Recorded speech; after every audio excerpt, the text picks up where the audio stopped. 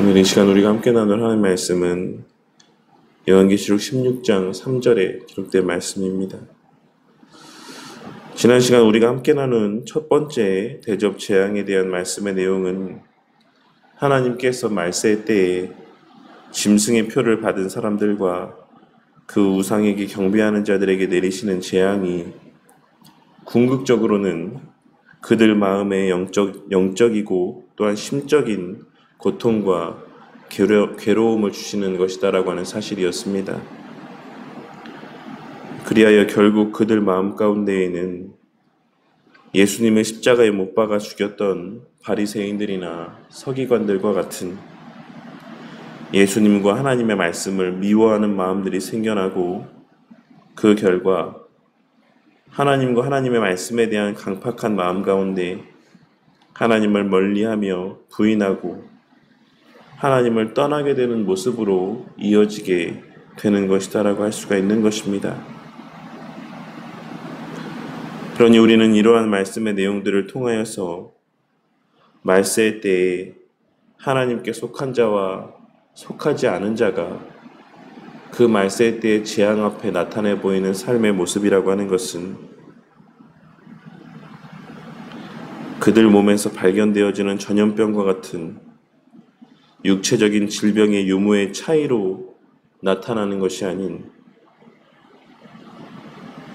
하나님의 존재와 그 말씀이 그 마음 가운데 어떻게 받아들여지는가, 그리고 그 결과 그 삶 가운데 발현되어지는 반응은 무엇인가를 통해 판단되어지는 것이다라고 하는 사실을 우리는 말씀의 내용들을 통해 발견하고 깨달을 수 있어야지만 될 것입니다.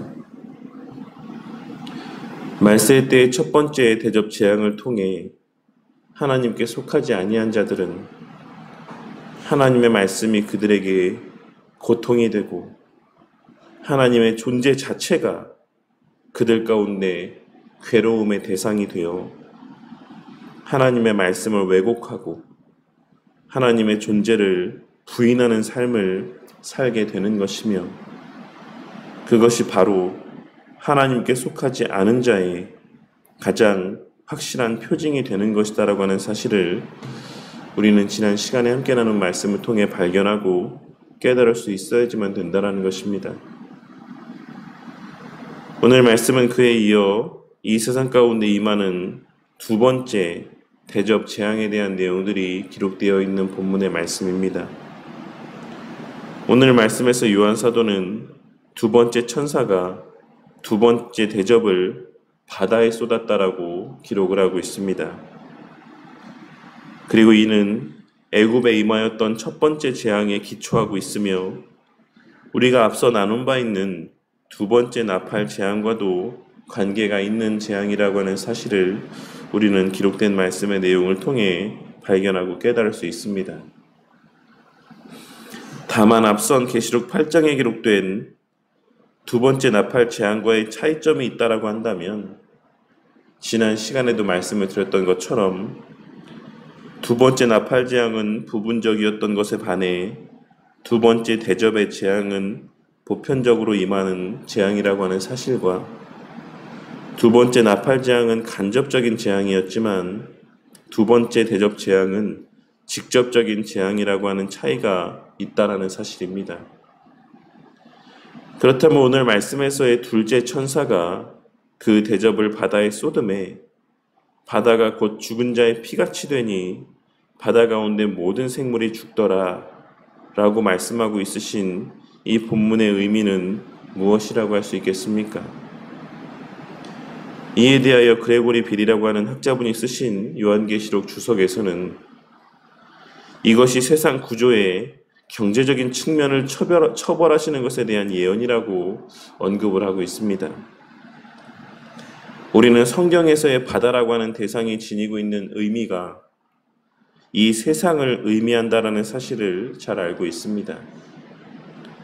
물론 모든 경우에 바다가 세상을 의미하는 것으로 기록되어 있지는 않지만 대다수의 경우, 특별히 상징적인 의미를 지니고 있는 경우에는 이 바다는 늘 이 세상을 의미하는 용도로 사용이 되어졌던 것입니다. 그리고 그 가운데서도 계시록 말씀에서의 바다는 해상 교역으로 막대한 부를 쌓고 축적하였던 큰 성 바벨론과 그 바벨론이 부를 축적하였던 해상 교역이라고 하는 경제 활동의 터전이 되는 그 수단들을 의미하는 것이다라고 할 수가 있습니다. 그러니 바다가 죽은 자의 피같이 되고 바다 가운데 모든 생물이 죽었다라고 하는 말씀은 바벨론의 부를 축적하는 수단이었던 이 세상에서의 모든 경제 활동이 멈추어지게 되고 경제적인 빈곤이 찾아오게 되므로 결국 바벨론이라고 하는 나라 또한 멸망하게 될 것이다라고 하는 사실을 말씀하고 있는 것이다라고 할 수 있습니다. 그리고 우리는 그 사실을 뒤에 이어지는 계시록 18장에 기록된 바벨론의 멸망에 대한 예언의 말씀들을 통해서도 분명하게 확인할 수가 있는 것입니다. 그런데 우리는 이 예언의 말씀들이 기본적으로는 짐승의 표를 받은 사람들과 그 우상에게 경배하는 자들을 대상으로 하고 있다라는 사실을 잘 알고 있습니다. 그렇다면 말세 때의 경제적인 위기로 인한 재앙들은 하나님의 택하신 자들에게는 아무런 효력을 발휘하지 못하고 그들에게는 경험되어지지 않는 것이다라고 할 수 있겠습니까? 우리는 앞선 말씀의 내용들을 통해 짐승의 표를 받은 자들만이 경제활동을 할 수 있고 짐승의 표를 받지 아니한 자들은 경제활동에 있어서의 제재를 받게 되므로 결국 하나님께 속한 자들은 궁핍함 가운데 경제적인 열악함 가운데 살아가게 될 수밖에 없다라는 사실을 이미 살펴본 바 있습니다. 그러니 오늘 말씀에서의 이 바벨론을 향한 이 세상을 향한 경제적 시스템의 붕괴에 대한 예언의 말씀은 참으로 아이러니한 말씀이 아닐 수 없습니다. 왜냐하면 하나님께 속한 자들의 경제활동을 제재함으로 그들을 궁핍함으로 몰아넣으려고 하였던 이 세상에 속한 자들이 도리어 나중에는 하나님의 내리시는 재앙으로 말미암아 경제적인 궁핍함을 경험하고 그러한 극심한 궁핍함 가운데 살게 되고 고통받게 되고 결국 죽게 될 것이다라고 말씀하고 있으시기 때문입니다. 하지만 그렇다라고 해서 이 말씀이 우리 그리스도인들을 그들과 달리 부를 쌓고 축적하며 경제적인 평안함과 형통함을 누리게 될 것이다라는 사실을 말씀하고 있으신 것은 아닙니다. 오늘 말씀에서의 이 예언이 하나님을 믿지 않는 자들은 경제적인 궁핍함을 당하겠지만 믿는 자들, 하나님께 속한 자들은 부를 축적하며 물질적인 풍요함을 누리게 될 것이다라는 사실을 말씀하고 있는 것은 아니다라는 것입니다. 앞서 첫 번째 대접 재앙에 대해서도 말씀을 드릴 때 언급했던 것처럼 우리 그리스도인들은 짐승의 표를 받은 자들 때문에도 경제적인 궁핍함 가운데 살게 될 뿐만 아니라 온 세상에 경제적인 공황이 찾아오고 경제적인 위기를 경험하게 될 때에도 그 경제적인 위기와 궁핍함의 때를 함께 겪게 될 것이다라고 하는 사실을 우리는 깨달아야지만 되는 것입니다. 하지만 여기서 중요한 것은 그것이 짐승의 표를 받고 우상에게 경배하는 자, 즉 하나님께 속하지 않은 자, 하나님을 모른 척하고 하나님을 섬기지 아니하고 물질을 하나님과 같이 여기며 살아가는 자들에게는 그러한 경제적인 힘듦의 시간들이 죽음과도 같은 고통으로 여겨지겠지만 우리 그리스도인들에게는 그렇지 않을 것이다라는 사실입니다. 왜냐하면 우리는 이 세상의 것들 가운데 특별히 물질 가운데 소망을 두고 사는 자들이 아니기 때문입니다. 비록 물질의 부족함과 궁핍함으로 인해 조금 불편할 수 있고 조금 더 힘들고 수고스러운 삶을 살 수는 있지만 그것이 죽음과도 같은 고통으로 여겨지지는 않을 것이다라는 것입니다. 반면에 물질의 부유함에 최고의 가치를 부여하고 살아가는 자들에게 있어 경제적인 위기라고 하는 것은 그들의 온 세상, 그들의 믿는 바가 다 무너지는 듯한 절망의 때로 여겨질 것이고 그러한 경제적인 궁핍함은 그들에게 죽음과도 같은 고통으로 여겨질 것이 분명한 것입니다. 오늘 말씀을 통해 우리는 우리가 어디에 소망을 두고 살아가야 되는 자들인지를 다시 한번 생각해 보게 되는 은혜가 있어야지만 될 것입니다.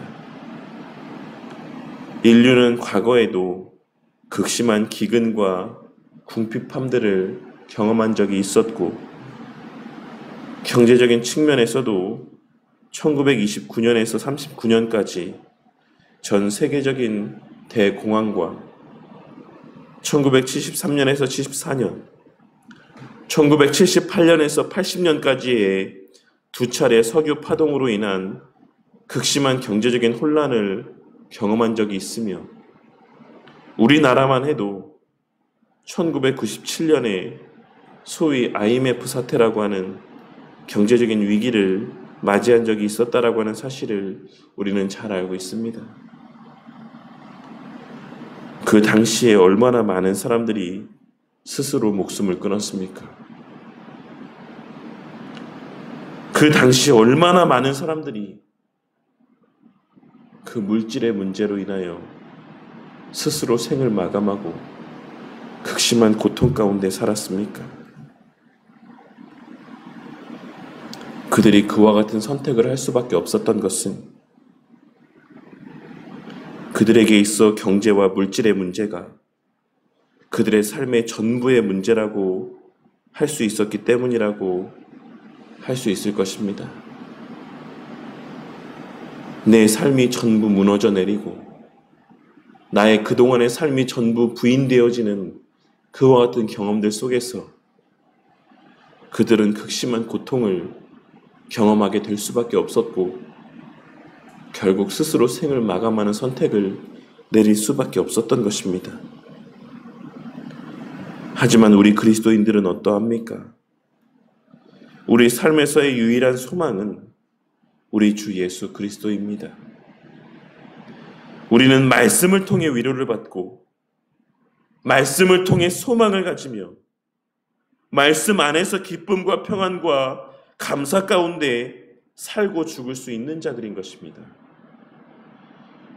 그러니 그러한 우리에게 경제적인 위기와 궁핍함이라고 하는 것은 조금 불편할 수는 있지만 스스로 목숨을 끊을 만큼의 고통으로 여겨지는 문제는 아니다라는 것입니다. 그러니 물질의 문제에 일희일비하며 살아가는 자들이 되지 마시기를 바랍니다. 물질이 내 삶의 모든 문제를 다 해결해 줄 수 있을 것처럼 여기며 물질을 하나님으로 여기며 사는 자들이 되지 마시라는 것입니다. 물질은 언제나 가변적인 것이고 이 세상의 경제적인 상황 또한 언제든지 급변할 수 있다는 사실을 깨닫고 돈에 눈이 멀어 하나님을 부인하는 삶을 살아가는 미련한 자들이 되지 마시라는 것입니다.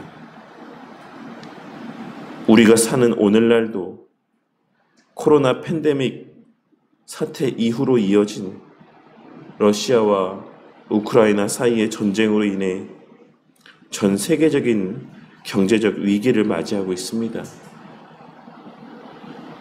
그리고 우리는 오늘날의 상황만 보아도 언제나 하나님 편에서 내리시는 이 경제적인 재앙들은 인류의 삶 가운데 계속하여 끊임없이 반복되어지고 있다는 사실을 분명하게 확인할 수가 있는 것입니다.